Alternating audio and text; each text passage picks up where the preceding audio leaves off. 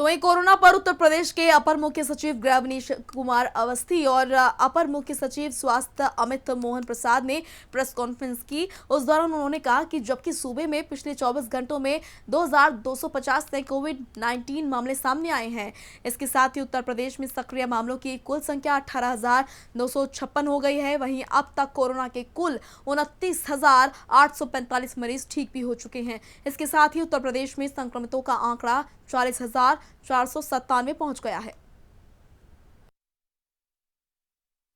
माननीय मुख्यमंत्री जी ने आज कोविड-19 के संक्रमण को रोकने के लिए एक महत्वपूर्ण बैठक की। उन्होंने आज शाम 7 बजे जो है यहाँ के कमिश्नर, यहाँ के पुलिस कमिश्नर, उनके जॉइंट कमिश्नर्स, जिलाधिकारी, नगर आयुक्त और सभी वरिष्ठ अधिकारियों को बुलाया है समीक्षा के लिए। लखनऊ के संदर्भ में उन्होंने कल भी कुछ निर्देश दिए थे, उसका कंप्लायंस आज सुनिश्चित किया जा रहा है। और मुख्यमंत्री जी ने कहा है कि हर जनपद में जो instruction command and control centre का दिया गया है, आज रात्रि तक हर जिले में उसको स्टैब्लिश कर दिया जाए।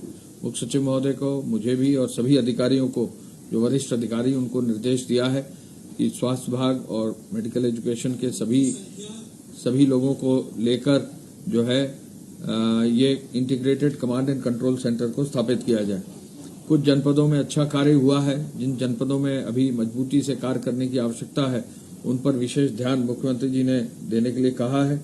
कोविड के रोकथाम के संबंध में जो है जिन चीजों पर integrated command and control centre को चेक करना है, पहला जो है उसमें बिंदु आता है जो केसेस नए आ रहे हैं, टेस्टिंग।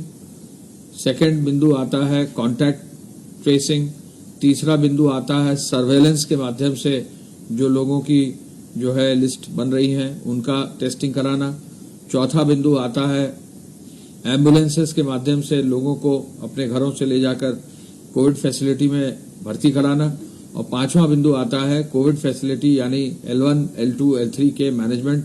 और अभी जो L1 प्लस आपने नई एक व्यवस्था दी है कि प्राइवेट फैसिलिटीज में भी जो है लोग रुक सकते हैं, उनका मैनेजमेंट सुनिश्चित करना। इसके साथ साथ integrated command and control centre में ये देखने की आवश्यकता होगी कि जो भी टेस्टिंग करा रहे हैं उनका विवरण यानी उनका आईडी प्रूफ जरूर रहे, जिससे कि टेस्टिंग के बाद यदि वो पॉजिटिव आते हैं तो ऐसे में उनसे कॉन्टैक्ट ट्रेसिंग करने में भी आसानी हो। सभी जिलाधिकारियों को निर्देश दिया है, सीएमओस को निर्देश दिया गया है कि जो भी व्यक्ति की टेस्टिंग हो उसका पूरा विवरण, मोबाइल नंबर और पता भी जो है अंकित जरूर कर लें। माननीय मुख्यमंत्री जी ने यह भी कहा है कि जो रैंडम जो रैपिड एंटीजन टेस्टिंग है उसको और तेजी से बढ़ाया जाए। आपको मालूम है कि एंटीजन टेस्टिंग की व्यवस्था ऐसी है जो बहुत जल्दी टेस्टिंग हो जाती है और इससे बहुत जल्दी रिजल्ट भी आ जाते हैं, तो इससे बहुत फर्क पड़ेगा और इसका फर्क अब देखने को मिल भी रहा है। मुख्यमंत्री जी ने इस बात पर आवश्यकता जरूर बल दिया है कि जो भी समस्या जगह जगह अस्पतालों में है, जो भी समस्या जगह जगह जो है किसी कोविड केयर सेंटर में है, अधिकारी स्वयं निरीक्षण करें, अपना बचाव जरूर सुनिश्चित करें, लेकिन स्वयं ग्राउंड पर जाकर इस पर कार्रवाई सुनिश्चित की जाए। Integrated command and control centre में यह भी व्यवस्था रहे कि फोन नंबर्स अवेलेबल हैं। यदि कोई भी पेशेंट के परिवार को कहीं किसी को कोई दिक्कत हो तो उसकी जरूर सूचना जो है लेकर उस पर कार्रवाई सुनिश्चित की जाए। माननीय मुख्यमंत्री जी ने इस बात पर भी बल दिया है कि एम्बुलेंस देर से नहीं आना चाहिए और कोविड फैसिलिटी में भर्ती करने की प्रक्रिया बहुत जल्दी कर देनी चाहिए।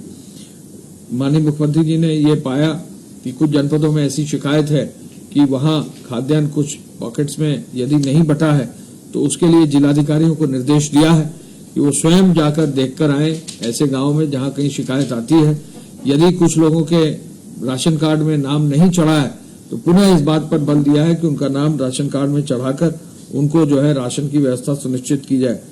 कोविड और नॉन कोविड अस्पतालों में डॉक्टर्स के साथ दवाई की व्यवस्था, पैरामेडिक्स की व्यवस्था पर, साफ सफाई की व्यवस्था पर, सैनिटाइजेशन की व्यवस्था पर, हॉस्पिटल में एम्बुलेंस की व्यवस्था पर, व्हीलचेयर और ऑक्सीजन की व्यवस्था पर भी विशेष बल देने के लिए अभियान चलाया गया है।